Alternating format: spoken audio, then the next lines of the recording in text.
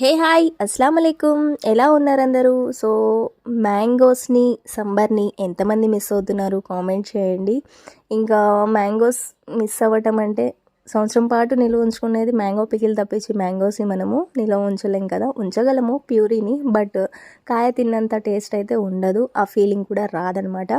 Mangoes అంటే ఇష్టం లేని వారు ఉండరు. చిన్నపిల్లల దగ్గర నుండి ముసలి వాళ్ళ దాకా హ్యాపీగా తినే ఫ్రూట్ ఏదన్నా ఉందా అంటే అది మామిడి పండు అనే చెప్తాను నేను.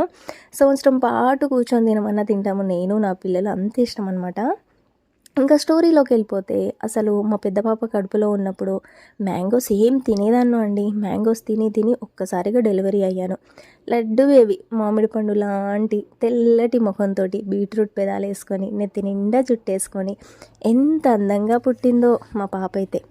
అందరూ తన అందాన్ని పొగుడుతూ ఉంటే ఆపరేషన్ చేయించుకొని అలా బెడ్ మీద పడుకొని ఉన్న నాకు మ్యాంగోస్ గుర్తొచ్చాయి. ఎందుకో తెలుసా, అవి బాగా తిని వెయిట్ బాగా గెయిన్ అయ్యాము నేను పాప. అందుకే పాప ఎగ్జాక్ట్లీ 4 kgs బొద్దుగా ముద్దుగా పుట్టిందనమాట. ఆ పాపను చూసి కడుపు నింపుకున్నానండి ఓయ్.